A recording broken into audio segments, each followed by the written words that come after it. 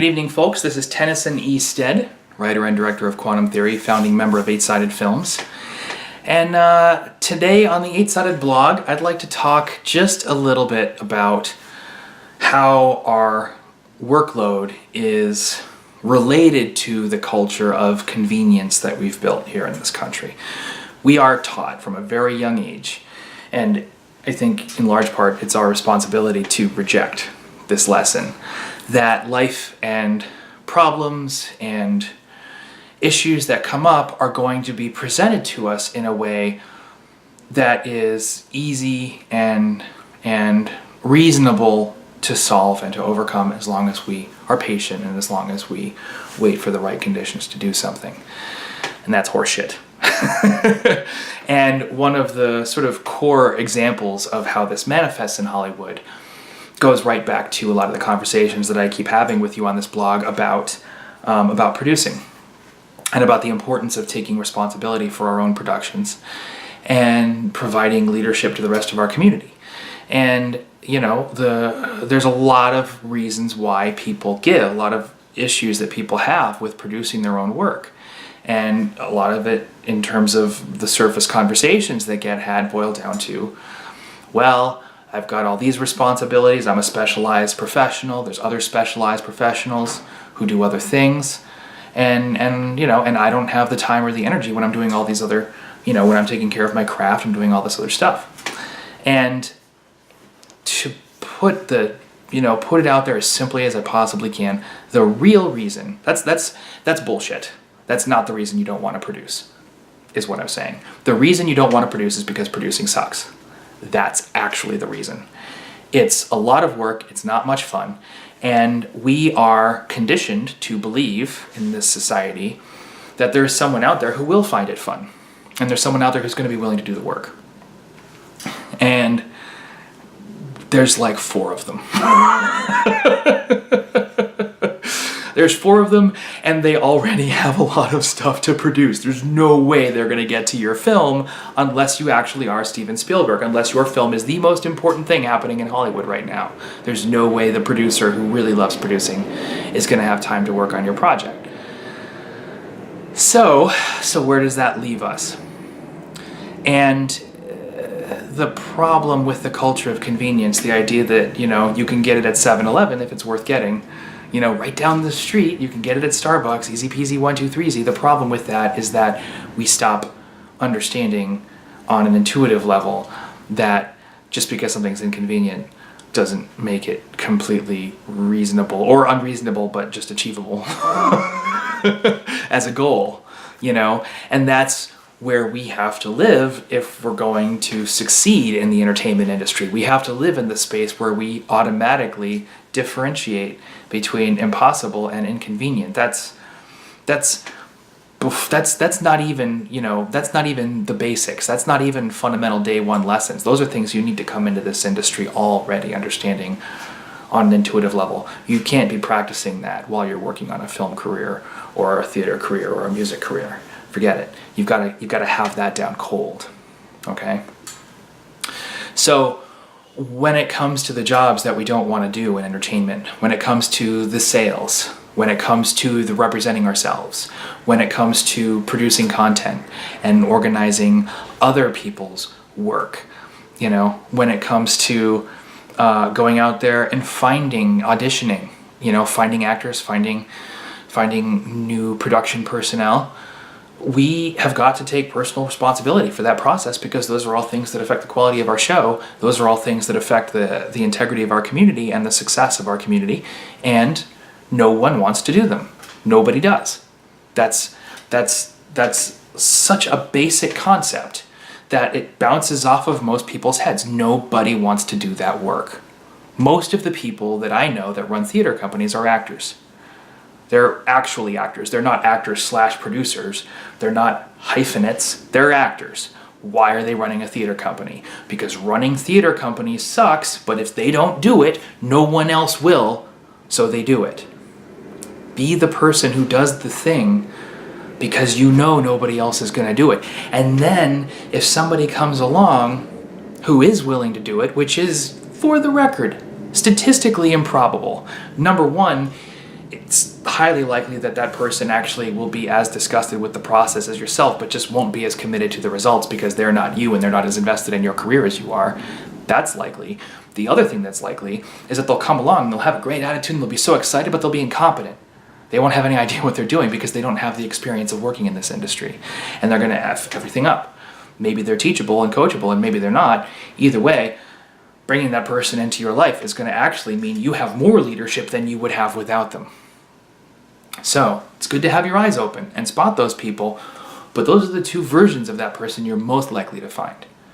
It's unlikely, at least in the short term, that you're going to find somebody who's actually good at that job, who wants to do it and can do it. And the only way, statistically, you're going to attract that person is by having a superstructure of support that makes them want to work on your projects as opposed to somebody else's. What that means is things already have to be being produced. If there's great shows happening and they can see the great shows happening and they're like, oh, but you could do this better and you could do that better and you could do that better, that's when you say, I'm so glad you said that. Why don't you do it? And then you can see what they say about that. But that person's not going to get enthused about ideas. They're going to get enthused about systems and tools because they're already working.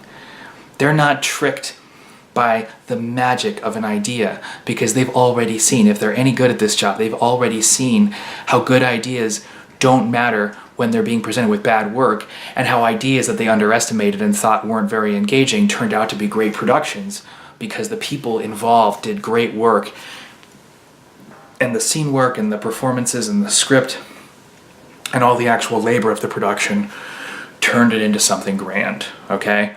Nobody would have thought that Bubba Hotep was a good idea. It doesn't have to be a good idea. It's got great performances. It's got a great script. It's fun to watch. Everybody did a great job on that movie. This, you know, the writer, the director, the cast, everybody made sure that that film was everything it could be. So who cares if it's a good idea? It's an engaging movie, you know? The idea there was, let's make a wonderful movie that's also very, you know, whimsical or even absurd, highly absurd, clearly, but let's make it great. And they did, you know? Whereas you can have the best idea in the world, you know, and even a lot of great work backing it up. But if the fundamentals aren't there, if the screenplay isn't focused on the action of the story, if it's focused on exploiting and exploring these ideas, you're going to wind up with limp scene work and you're going to wind up with a boring movie that has a lot of great ideas in it. So, you know, the person that you want to come in and handle the business or whatever it is that you think is too shitty for you to do is only going to be attracted to your situation by the work that's already happening. And for that work to already be happening, you need to be responsible for your community. You need to go ahead and produce that show, or go ahead and represent yourself to writers and directors and producers, or whatever the case may be. You need to be doing the work that you think is too shitty for you to do as a basic stepping stone towards building the career that you think you deserve. And that's the message I'm trying to get across here. Convenience in entertainment does not exist. Anyone who's selling it is only promising you that because they don't have anything else but convenience to offer you. They're not actually going to do the job. Somebody who walks in and says, oh, it's not your job, it's not your problem. Of course it's your problem. Why are you telling me it's not? That's the headspace you need to listen from. The person who's real is going to walk in and say, you're doing really good work. This and this and this is excellent. This and this and this has room for improvement. I think I can do that and make it happen and make it stick and let you focus on other things. That's reassuring to hear. That's what everybody wants to hear. But you're only going to hear it when that person already has a support network from you to do their best work, when the wheels are already turning to make that stuff happen. So don't go looking for that person. Don't even let yourself think that person exists. Just the two fundamentals I keep coming back to. The two fundamentals of show business are craftspersonship and showpersonship. So make sure your best work today is much better than your best work yesterday, and make sure you're always doing your best work. That's craftspersonship. Number two, showpersonship. make sure that you are taking personal responsibility for all the relationships that make up your community. Not just your relationship between you and your collaborators, your relationships between you and your audience members, but your collaborators' relationships between each other, and your collaborators' relationships between your audience members, and your audience members' relationships between each other, and how you connect to each and every one of those individuals. That's a community. Make sure that all those relationships are structured and built to give everybody the best possible chance of improving one another's life. Do it all the time. And a lot of the time, maintaining those relationships, providing that structure, does mean producing. It does mean sales. It does mean all the things that you don't want to do. And between you and me, I don't enjoy that work either, but who else is going to do it? So with that, thank you for your time. If you enjoy these videos, give us a like right down here. Give us a subscribe if you want. We have our web series, Declassified, which is wrapping up pre-production now. We'll be going into production in just a few weeks, and we're very excited to bring that show to you.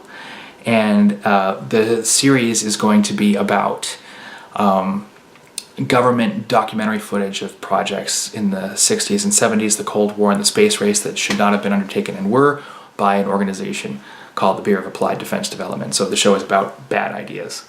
And our first bad idea is Project Icarus, which is a manned one-way mission to Saturn's moon of Titan using nuclear rocketry and Apollo-era technology. We did not have the ability to bring this man back, but we have the ability to attempt a landing. So we're doing that. We're sending him on an 8-year, one-way mission where he's stuck in an Apollo command module by himself and has to maintain himself and his spacecraft so that the landing can be attempted. And this is all being done essentially for posterity to prove that it can be done, so that when the budget and the resources are there and the defense contractors are interested again, we can say, hey, look what's possible. Let's do better. It's a mess. It's a messy project. Things were rushed that shouldn't have been. And astronaut Wick Pierce is going to have his hands full. So we look forward to showing you how he manages that problem and what happens as a result. And so subscribe if you want to make sure you're updated and aware of all that stuff. You can follow us on Twitter at 8sided films. And I'm on Twitter at Tennyson, Tennysone Stead, Tennyson E Stead. Thanks again, everybody. Have yourself a great evening. Take care. Bye-bye.